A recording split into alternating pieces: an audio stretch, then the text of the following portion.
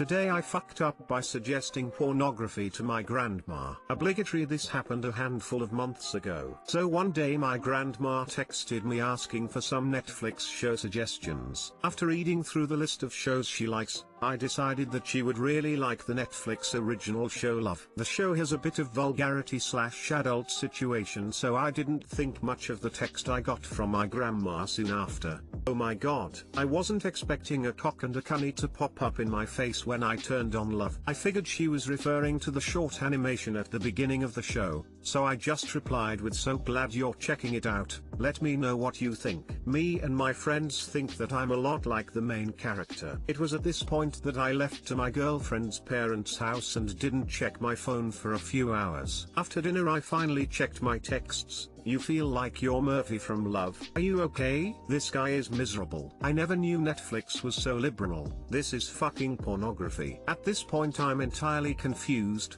Love is a fairly liberal show but not at all pornography. This then gets me thinking about the original text referring to the dick and cunny. Also, I had literally never heard that word, so that added to my ignorance. I get home, I search Love on Netflix, and find this French movie called Love. After having this movie on for less than 5 minutes I see an entirely unsimulated sex scene that ends in a girl literally jerking a dude off to real unsimulated climax. Extremely fucking embarrassed, I frantically text my grandmother telling her I swear I didn't mean to make her watch a dude come in a girl's hand for real, apologizing profusely, and I send her the actual show I meant to suggest. Luckily my grandma is really chill, so it wasn't too big a deal, but I was still betrayed with embarrassment thinking about what I had put her through with her thinking it was on purpose. Too long didn't read, wasn't clear enough with my Netflix show suggestion to my grandma, had her watch most of a French erotic art film.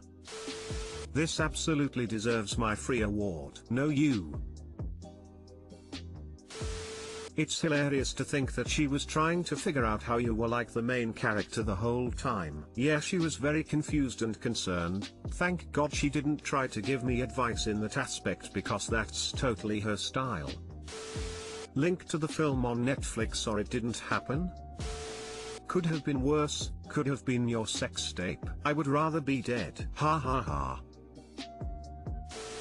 Today I fucked up by leaving my dildo under my pillow, and my mother just happens to be doing laundry while I'm on a walk and thinks she should toss in my pillowcase, and guess what big old veiny nasty surprise she happened upon in the innocent morning. She didn't say anything, but when I came back into my room and saw the bare pillow I suddenly remembered I had stashed this secret toy there after a night of fun. I was internally screaming, but she acted all normal and I pretended not to know. She knows I am absent-minded sometimes. Then tonight, I come up to my room and she had replaced the pillowcase again, probably hoping I wouldn't have noticed it gone in the first place and that she would have seen the dildo. Nice of her, really, but also for her sake as well as mine. But I had not moved the dildo.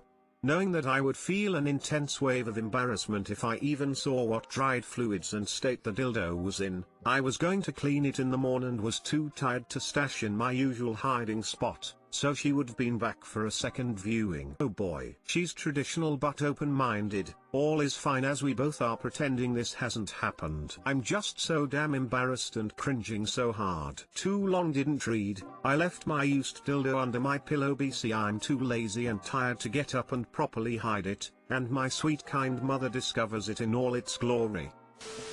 TBH, this is my worst nightmare. It could have been worse too. Hopefully it will become something to laugh about later. At least she's cool enough to not freak out. Do hope all goes back to a true and comfortable very soon. Yeah, mom should be a candidate for the Mom of the Year award.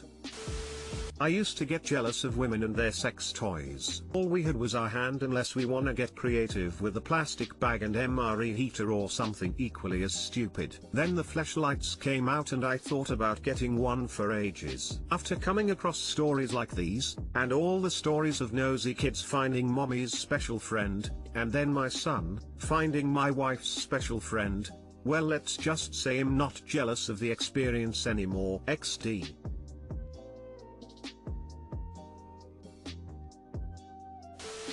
So this is what the Tooth Fairy is leaving behind now.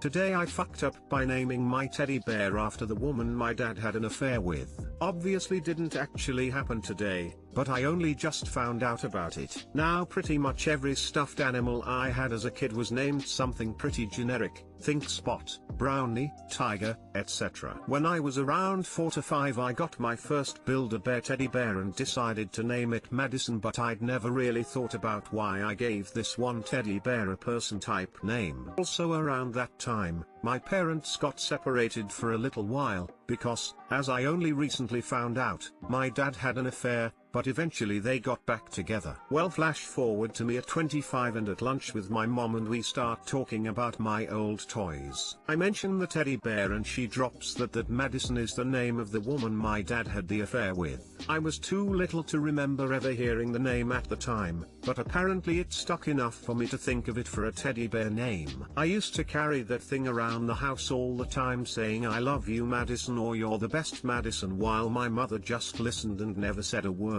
Too long didn't read. I unknowingly gave my parents a constant reminder of my dad's cheating by naming my teddy bear after the woman he had the affair with.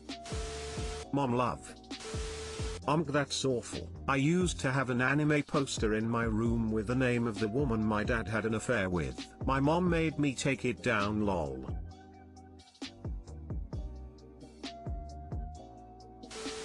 That was also the name of Daryl Hannah's character, a mermaid, in Splash from 1984. Does that fit your timeline? I read that the name Madison really didn't exist as a first name until that movie.